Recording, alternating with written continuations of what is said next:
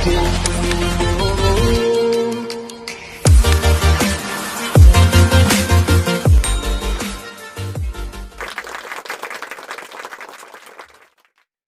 begini Pak, kalau di pendidikan, menyalahkan pendidikan sih tepatnya ya. Nggak apa-apa, salahkan. Menyalahkan saya dong.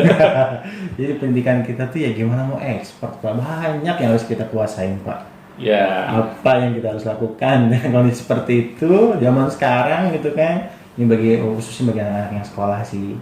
Nah, bagaimana cara menjadi ekspertis dimulai yang dari mereka sekarang nih, umuran sekarang, atau tips buat orang tua gimana sih caranya biar anak saya jadi seorang ekspertis dengan kondisi yang sekarang gitu kan. Kita nggak mungkin dong merubah pola pendidikan gitu kan yang harus menguasai seluruhnya, batas kelulusan harus dilampaui gitu kan. ya. Nah, apa yang harus dilakukan Pak kalau zaman sekarang? Ya, kalau kita hanya berfokus ya terhadap apa yang sudah ada di dunia pendidikan saat ini, ya berarti kita hanya bisa pasrah.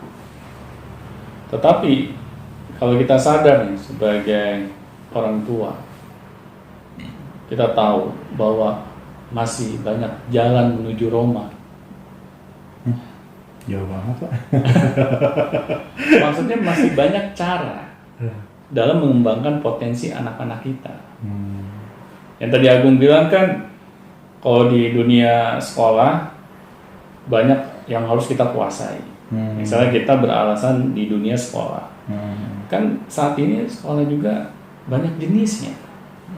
Kita bisa pilih sekolah apa yang dapat mengembangkan potensi anak-anak kita. Beda dengan zaman saya.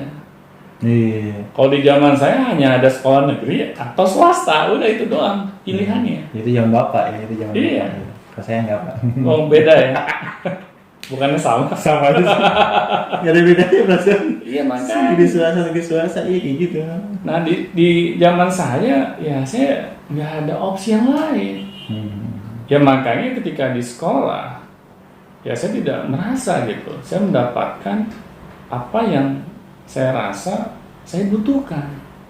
Saya hanya dipaksa untuk belajar hal-hal yang di luar apa yang menjadi kesukaan saya. Dan itu ada ancaman lagi.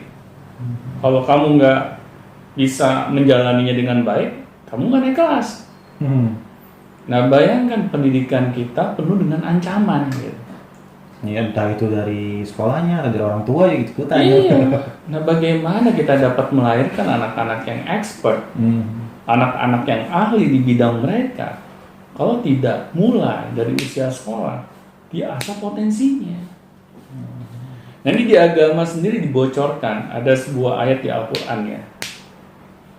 Dan saya juga kaget gitu, baru melihat soalnya. Di ayat tersebut dikatakan, hai Muhammad,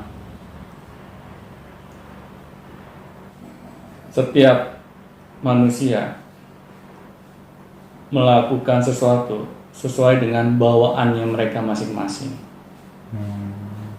Maka Tuhanmu lah yang akan menilai siapa orang yang berada di jalan yang benar. Dan setelah saya melihat tafsirnya, saya tambah kaget lagi. Ternyata perintah Tuhan bahwa setiap manusia itu harus bekerja sesuai dengan potensi dan kecenderungan mereka masing-masing. Nggak banyak yang sadar ya Pak. Iya. Yang jelas kerja itu dilihat dari besarnya atau enggak. Iya benar.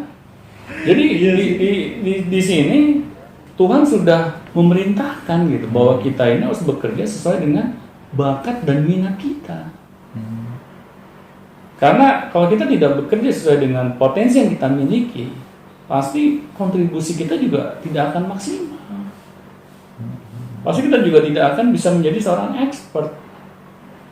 Jadi expert di sini dia harus bisa memiliki kontribusi yang berbeda dengan orang yang bukan expert. Iya betul. Karena kalau sama saja ya berarti dia bukan orang yang expert, dia bukan orang yang ahli di bidangnya.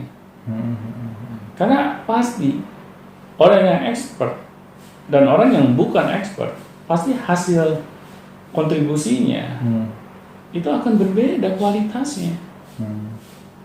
Kalau menurut Agung, orang yang expert sama orang yang bukan expert, mana yang kira-kira hasil kualitas kerja itu lebih baik? Kalau menurut saya, Iya. iya jelas Pak saya. Ini kayaknya pertanyaannya apa, jawabannya apa? Yang expert ya pasti. Kenapa? Karena yang expert itu dia lebih mendalami, jadi tahu apa yang dia lakukan, apa yang dia persembahkan. Tapi kalau yang nggak expert itu ya kayak setengah-setengah gitu, bagus enggak, jelek enggak gitu. Jadi Ada di zona ini ya, tengah-tengah. iya, Gitu. zona alam setengah. Gitu. Iya kayak gitu. Nah, di sini kan kita sudah jelas gitu ya, bahwa perintah agama itu selalu benar. Tetapi kenapa kita sebagai umat beragama tidak menyadari hal ini? Kan itu pertanyaannya. Iya, apakah sistemnya atau apanya? Ya kalau menurut saya pribadi, karena kita belum berusaha mengkaji agama kita itu dengan baik. Jadi yang kita ambil dari agama kita ini hanya ibadah ritualnya saja. Iya, berupa gerakannya. Iya. Tapi di balik itu apa gitu nggak tahu gitu. Ya. Benar. Iya. Gitu. Kita seperti dia sadar kita masih hidup di dunia gitu. Iya. Malah kita dalam ibadah pun belum expert juga nih kayaknya. Bisa jadi. Benar. Karena kita beribadah gitu kan. Ibadah ritual ya. Ibadah ritual kita melaksanakan ini maksudnya apa ya? Benar. Kita kadang nggak paham apa yang kita baca ketika kita melakukan ibadah ritual. Iya betul. Terus bagaimana ya? Jadi kalau misalnya ketika ibadah kita nggak tahu gitu kan hasilnya, nggak tahu apa tujuannya tuh, kita juga dianggap tidak expert dalam beribadah. Iya, bisa dipastikan kita tidak dapat menjalani perintah Tuhan itu dengan baik, sesuai dengan apa yang Tuhan inginkan. Karena kita tidak memahaminya, kan kita bisa melakukan tindakan kalau kita memahaminya. Di sini kan sudah menjadi suatu rumus yang tidak akan pernah berubah gitu. Nah, di sini seharusnya kita menyadari bahwa ada hal-hal yang harus kita evaluasi dengan cara ya kita mulai mau lebih mengkaji lagi agama itu, bukan hanya sekedar mengikuti tradisi ya yang sudah ada gitu. Tapi kita gali lagi, apa nih perintah Tuhan yang ingin saya lakukan agar kehidupan kita itu jangan sampai tersesat. Jadi perlunya ekspertis dalam beragama pun harus dijaga ya Pak? Penting agar kita jangan sampai salah melangkah. Nah, kejadiannya kan seperti saat ini. Kenapa umat Islam jarang melahirkan seorang ilmuwan? Betul. Benar kan ya? Yang dapat menghasilkan sebuah karya yang bermanfaat bagi umat banyak. Akhirnya kita menjadi umat yang diremehkan. Ini kan yang kita nggak mau gitu. Gak jelas-jelas gitu bahwa agama kita ini menyuruh menjadi manusia yang paling bermanfaat. Tetapi kok dalam prakteknya kita tidak melakukan cara-cara agar kita menjadi orang yang bermanfaat. Kalau menurut mungkin karena belum expert Pak. Iya memang, itu jawabannya. Kita belum bisa menjadi ahli di dalam bidang pekerjaan kita. Yang kita fokuskan bagaimana caranya mencari uang sebanyak-banyaknya. Karena itu yang akan dihargai oleh orang banyak. Akhirnya karena fokus kita ke sana, kita lupa dengan tugas kita menjadi orang yang bermanfaat dengan potensi yang kita miliki. Iya juga ya. Kalau misalnya kita nggak expert dalam beribadah, nggak expert dalam beragama, sebenarnya kita tuh mau ngapain sih? Nah ini kan yang jadi PR kita bersama. Iya. Kalau dipikir-pikir ya, jadi selama ini ternyata expertise itu apa ya? Maksudnya berproses kan Pak ya? Benar. Berproses ini tiba-tiba nih Berproses lah harus dari yang lebih optimal ketika kita masih sekolah atau SMA gitu Iya. ya. Nah ini kan banyak yang nonton viewers nih Pak yang baru tahu pas udah tua nih gitu. Ya kalau menurut saya sih nggak ada kata terlambat ya. Iya, kita harus menggali lagi berarti ya. Iya benar. Iya. Sebelum kita dipanggil oleh Tuhan, berarti kita masih punya waktu memperbaiki diri kita. Kalau kita memang belum ke arah sana, berarti ya saat ini lah kita harus memulai menata lagi langkah kita. Kita cari tahu apa yang menjadi potensi kita. Setelah kita tahu, kita mulai mau mengasahnya. Dan kita juga mau langsung berkarya. Jangan kita menunggu kita menjadi manusia yang sempurna dulu. Baru kita mau memberikan kontribusi kita. Sulit.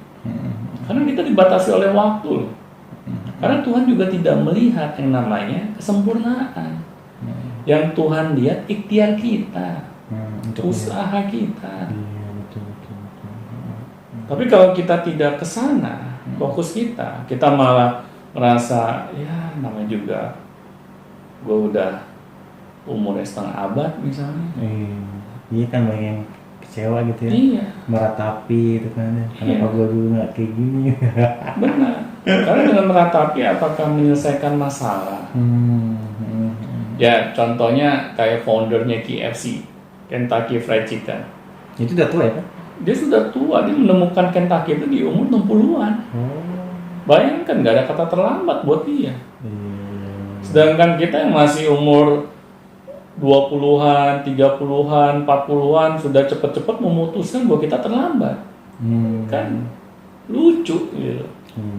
Makanya di sini kita pentingnya menambah wawasan kita bahwa orang-orang yang sukses itu tidak selalu dimulai dari usia sedini mungkin. Tetapi banyak orang-orang sukses meskipun mereka mulai di waktu yang telat, tetapi mereka tidak patah semangat. Jadi expertise itu dalam kondisi apapun bisa kita usahakan gitu ya? Bisa kita usahakan. Tetapi kalau kita memang sudah tahu nih, kita sebagai orang tua sudah merasa telat dalam mengasah potensi kita. Iya, merasa udah salah gitu. Iya, sudah salah dari dulunya. Jangan sampai kita hadirkan hal ini kepada anak kita lagi. Ya kan? Dia turun. Benar. Sudah cukup lah kita yang mengalaminya. Jangan sampai anak-anak kita juga mengalaminya, kasihan.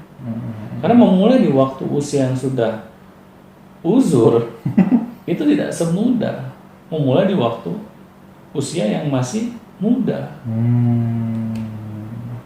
Iya, jadi sebisa mungkin yang muda-muda nih kalau udah dengar ini podcast, sebisa mungkin kejarlah ekspertisnya di bidangnya yang dia sukai gitu ya, potensinya. Nah, yang sudah tua-tua jangan patah semangat. Tetaplah terus menampilkan karya gitu kan, memberikan manfaat. Yang penting untuk punya expertise itu memang kita harus butuh yang namanya pembuktian gitu Pak. Iya, yang penting usaha gitu. Saya tidak pernah mengenal kata putus asa. Iya, terima kasih Pak Doni. Sama-sama, semoga bermanfaat. Mudah-mudahan, insya Allah bermanfaat. Mudah-mudahan yang mendengarkan ini menjadi expert di bidangnya masing-masing ya Pak ya. Amin. Apalagi di Indonesia ini banyak sekali bidang yang masih kosong nih. Iya. Nggak ada yang tambang itu, kenapa kita harus menyewa gitu kan dari orang lain gitu kan? Iya benar. Pertambangan itu. Tuhan juga maha adil gitu. Tidak mungkin manusia itu bisa segalanya. Karena manusia ini kan makhluk sosial. Mereka saling membutuhkan satu dengan yang lain. Dan mereka kenapa diberikan keunikan oleh Tuhan agar mereka tahu apa yang menjadi kelebihannya dan kekurangannya. Dan mereka mau saling berkolaborasi. Inilah intinya. Hidup sesama manusia di dunia ini. Jadi expert di bidang A, B, C berkumpul menghasilkan sesuatu. Iya, benar. Oke, terima kasih dan jangan lupa kepada teman-teman yang masih ada pertanyaan, silakan langsung ditanyakan ke Beyond Education Podcast. Di kolom komentar boleh, di kolom Telegram boleh, di WhatsApp boleh, dimanapun boleh, silakan.